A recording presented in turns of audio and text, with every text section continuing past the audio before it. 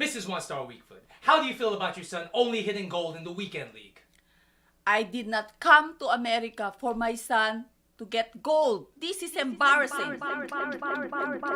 What's going on, YouTube? It's your boy One Star Weakfoot. We're back for episode number 23 of the Pay to Elite series. And first of all, I gotta say thank you, a big thank you to everybody that's been supporting my channel. I hit 200 subscribers today, and the support lately has been actually insane. I pretty much went from like 100 to 200 subscribers in like less than a month. That's a crazy growth for somebody that's like up and coming to somebody small, you know, like me. So, like I said, I'm going to say it every single video. Every subscribe, every like means a lot to me. I really appreciate every single one of you out there. So if you're new to this channel, please don't forget to subscribe to this channel if you enjoy the content. And if you already subscribed, please don't forget to like if you're enjoying the content. It really makes a big difference in like everything I'm doing, and I really appreciate it. So thank you very much to everybody out there. Now let's get into the video. So I'm running a 4-4-2 this weekend league. This is the team I'm rocking with, as you can see over here. I made a bunch of changes. I just got tired of using that same old team over and over again. So I brought in Mounier, Foot Birthday. He's played 25 games for me, so he played for most of the weekend league. I got a Aubameyang here about halfway through the weekend league, and I also got Tellez and Militao around the same times. Why does he say 62 games played? I did not play 62 games with this card, but yeah, I got these players at the same time. I started the weekend league off with Team of the Year Marcelo playing midfielder, and I'll explain why it didn't work out with him playing midfielder later in the video. But what I will show you right now is the new formation we're rocking with, which is the 4-4-2, the regular version. So in game, I got Socrates and Raul playing striker. I got Aubameyang at left wing, Rashford at right wing. My midfielders are Mounier and Ballack, and my backline is Tellez, Militao, Blanc, and Yedlin. Well, actually, it's not Blanc. I have Blanc there because of my review yesterday. I was actually rocking with what do you call it? Flashback Louise. So Militao, Flashback Louise, and Yedlin was my back line. So my instructions: get in behind on the strikers. On the wingers, it's get in behind, come back on defense for both of them. Because this formation, you know, you only got two midfielders. So you do need some support from your wingers if you want to make it successful. For my midfielders, I got stay back while attacking and cover center for them. Even though they're on stay back, they both push forward a lot to help with the attack. So I really told them to stay back so they remembered to come back when it came time to defend, or when it came time to defend the counter. Our fullbacks are both on stay back while attacking and overlap, and the center backs are default. And my custom tactics: pressure on heavy touch, I got it on 6 width. I started on 4 width for the defense, and I found that I was just getting abused on the wings, like absolutely ripped on the wings over and over again. So I changed it to 6 bars, and that really mitigated that issue. I got 3 depth. It's a little defensive, more defensive than I'd like to play, but because you only have 2 midfielders in this formation, you're going to need your center backs to stay back. I got fast build-up, 6 width, 4 players in the box, and everything else is fairly standard. So yeah, I really enjoyed this formation. It got me to pretty much where I am right now. So I'm going to start this video off, and I'm 18-6 in the weekend league. It was a weekend league of streaks because I started off 0-2, which is crazy. I lost to my first 2 opponents. The games were incredibly laggy, but at the end of the day, in the first 2 games of weekend league, you should not be losing. I lost my first 2 games, so I went 0-2, then I went 9-6. Then I won 9 straight. Now I'm 18-6. Will we get elite, or will we at least get gold 1? You're about to find out right now. I'm going to break down this formation so you know exactly what to expect. I'm going to give you reviews on the players I used. Yeah, I'll be right back. Alright, so I'm going to start this video off by giving you a mini review on all the new players I tried out this weekend league. So first of all, I tried out Team of the Year Marcelo. He was playing CM in the 4-4-2 formation. How did he work for me? I would say he was solid. He was very solid at CM. He's really good as far as playmaking, as far as tracking back. The 2 issues I had with him are this. Number 1, he did not play like a 1 million coin midfielder because he cost 1 million coins, right? He did not make a 1 million coin impact on my team, and he was very good at what he did, which is like pretty much playmaking down the middle, which is tracking up and down the field. But his high-low work rates really hurt me sometimes. When I'm getting countered really fast, I always had to drag him back in position because sometimes he'd just be jogging back on defense, and that's really not good enough in the 4-4-2 because of the lack of midfield support. So I didn't really like him there. I ended up playing him at left back for a little bit as well. And he's a really, really good left back. Don't get me wrong. But for 1 million coins, yo, you should not be spending 1 million coins on a left back unless you have a God squad. And while I do have a good squad, I do not consider it a God squad where I can afford 1 million on a left back. So Marcelo had to go. The next player I used was Telles. RTTF, whatever you call it, Telles. Road to the Foot Champions, whatever you call it, Telles. And that card is very, very good. I really enjoyed it. I think he's better than the 87 Sandro I was using. And he just he just really does all the right things. Defensively, he's always in the right place. He has really good stamina. His strength has been up to the point where he doesn't really get bullied anymore. He wins every header that he needs to win. And the biggest thing I really enjoyed about this card is his passing. If you look at his passing stats, they're in the high 80s, and it really does feel like it in game. He has a little bit low vision, but it doesn't really affect him. The biggest thing I noticed was like in the 4-4-2, he's a left back, and then Aubameyang is my left wing. He was able to hit through balls to him that were insane, that really changed the complexion of a lot of the games I played. So Telles for about 200K, I would say is absolutely worth it if you got Militao, or if you could bring him into your team in general. And that brings me to my next card, Militao. I've used FFS Militao multiple times this year. He's the one player I just keep on selling, buying. And at the end of the day, he's a very, very good center back. Is he an elite center back? I would say no. But he's at the tier right below elite. He's very fast, very agile, very, very comfortable on the ball because he used to be a fullback. His normal card is a fullback, and then they made him into a center back. He's very, very good in the air. The only thing I would say when you compare him to the elite center backs, the only thing he's lacking is the elite tackle. His tackle is good, very solid, but he does feel a little sloppy going into challenges at times, and he will get bullied at times, maybe because of his his body frame. But I would rate him like an 8.5 to 9 out of 10. And value for money, I would say 9.5 out of 10. You're really not going to find a better center back at that price range, which is why I brought him in. Aubameyang, I did a review on him before. You can check that video out. But more or less, he was amazing in this formation. I used him at left mid for half the game, and then I would switch him to striker for the other half of the game, and he excelled in both positions. He's just like, he's insane. He's a physical specimen. He could shoot, pass, win everything in the air. He can literally do anything you want him to do. And his dribbling is up to the point where you don't really notice him feeling too clunky. Mounier, I also did a review on him. You can check that video out in my channel.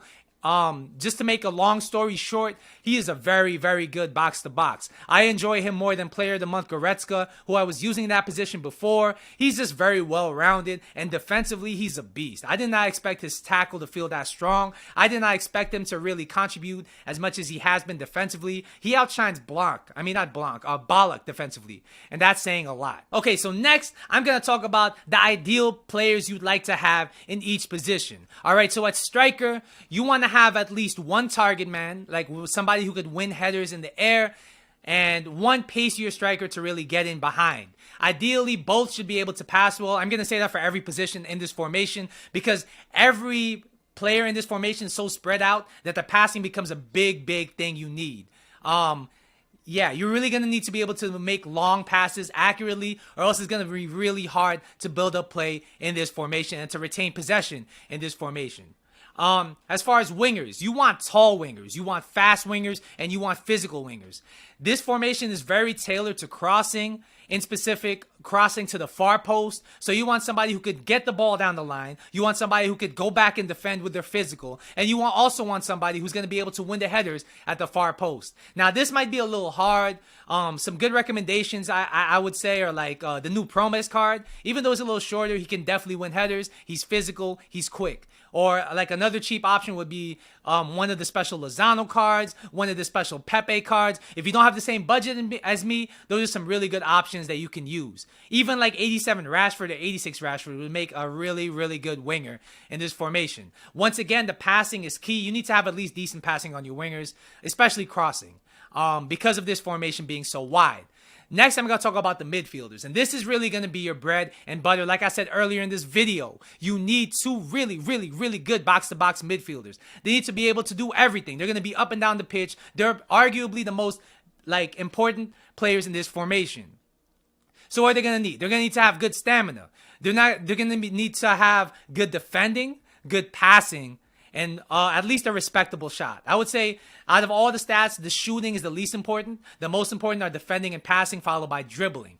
They need to be very press resistant because this formation can get pressed in the midfield, and you're going to need to rely on your midfielders to be able to dribble enough or be able to have enough playmaking ability to hit it to the wing, hit it to a striker, just get out of the midfield, because once you're caught in the midfield, you are caught out in this formation. So the midfielders are very, very important. As far as defenders, your center backs, I would say just use any center back that works for you. There's no specific center back that really is tailored to this formation. But the fullbacks, I would say you need fullbacks that are very good at passing. One of my favorite things to do with this formation is like the overlapping runs of the fullback. Even if I have them on stay back, I normally send them on runs. So let's say I'm building up down the left side. I would use Aubameyang and Telles to really overlap with each other to pretty much spread my opponent's defense. In order to make this work, you need to have Telles to have really good passing. You need Telles to be able to send a through ball down to Aubameyang and also be able to be fast enough to get Aubameyang's through ball and be able to cross it in and send a good cross in so you're not wasting a possession. The fullbacks are also secondary playmakers in this formation because you're going to do a lot of passing on the wing, and your wingers can't do everything. Eventually, your opponent's going to be able to predict it. So the fullbacks add some variation to that. So I would say the fullbacks definitely need to have good passing. They need to be able to push up, and they need to be able to, of course, defend. So those are the players you'd want in this formation in order to make it work. Alright, so I'm going to talk about the strengths of the 4-4-2 formation and the weaknesses. So I'm going to start with strength number 1. It spreads the play out, it gives you a lot of space, and it gives you a lot of options down the wing. I have my fullbacks on stay back while attacking, but I regularly would send them on runs using L1 when I was holding up play with my bigger physical winger. I was using Aubameyang and Rashford, as you saw. So I would use Aubameyang, for example, to hold the play up with down the wing. I would send Telles on the run. Telles will make a run, and both of them would be pretty much playmakers on that side of the ball, which is why it's important both of them have good passing.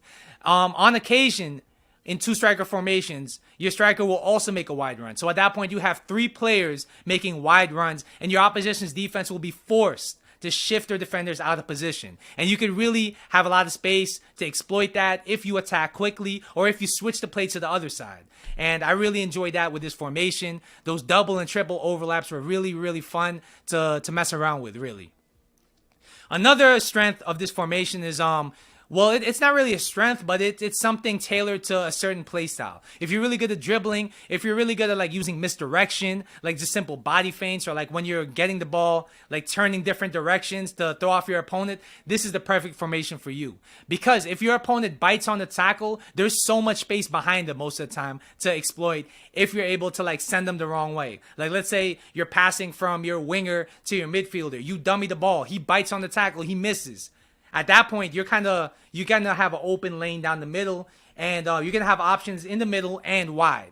So if you're really, really good with the misdirection, with the dribbling, and that's the kind of way I enjoy to play, it's gonna be really, really easy to exploit a lot of the space that this formation offers. It stretches your opponent's defense in order to allow you to really have space to dribble into, which is good.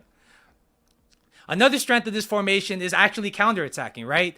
4-4-2, I think, is a possession formation in the way I play it, but you can also counter because you're going to have fast wingers on your wing. If you have a fast striker and at least a semi-fast other striker, if you hit them on the counter quick enough, you're going to have 4 people running at the opposition's defense really quickly from pretty much 4 different angles. You can have a left mid, a right mid, and 2 strikers down the middle. So if you counter quickly enough, and that's where the passing comes into play, if you're able to spray some long passes counter quickly enough, it's very difficult to defend. Most formations during a counter, they're only going to have 3 attackers, whether it's the 4-1-2-1-2, the 4-2-3-1, something like that. They're only going to have about 3 attackers attacking when they're countering. But the 4-4-2, they're going to have 4 attackers coming at them wide, which is why it's really an effective counter formation if you're able to absorb the pressure.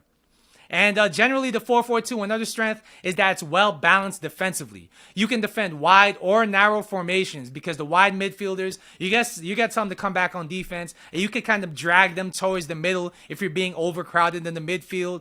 At the same time, because of the wide midfielders coming back, you're going to be able to defend a lot of the wider formations people like to use now that there's a crossing meta. All right, so what are the weaknesses in this formation? Number one, there is no cam. There is no cam to facilitate the transition from defense to attack. A lot of people find that problematic. Most people in this game use formations with cams. So whether it's the 4-4-2-2, whether it's the 4-2-3-1, whether it's the 4-1-2-1-2 narrow or wide. Most people are used to having a cam to drop back, get the ball, and then bring it forward. And in this formation, you don't have one. It's either you're going to build up through the wings or your midfielders are going to have to act as a pseudo cam to push forward. And that's a little dangerous, you know? Because if you lose the ball in the midfield in this formation, you're pretty much done. And that's the next weakness of this formation, all right? Because you only have two midfielders, you absolutely got to make sure you do not lose the ball in the midfield. Because if you lose the ball in the midfield, you're only going to have one other midfielder to track back while the rest of your attack has pushed up down the field. You know, you don't have that extra support in midfield, because if you lose the ball in midfield, chances are the midfielder that lost the ball is going to be caught up for a second. They're going to be stuck in the animation after they lose the ball. And then the other midfielder is not going to be enough to really, like, help you with that counter that's going to be hitting you down the middle. And that's the big vulnerability in this formation. If you lose possession, you need to lose possession in your own half or on the wings. If you lose possession in the middle, then you are absolutely ripped on the counter. And that's just what it is. That's one of the weaknesses of this formation. The last weakness I would say is if you're the kind of player that likes the fast build-up. Like, I know my custom tactic is fast build-up, but I don't really build up that fast. If you're the kind of person who likes to build up fast, like a lot of quick 1-2 passing, this is not for you, all right? The players are way too far apart for that to work, and it'll work occasionally, but against good opponents, it is not the way to play this formation. And as long as you understand that, then you can make this formation work for you. So what's the final verdict? I would say I really, really enjoyed this formation. It's one of the most well-balanced formations I've played all year. I will definitely give it another go next week. I mean, I finished 20-10 this weekend league. The last 6 games, basically I went from 18-6 to 20-10. They were really, really tough matchmaking wise.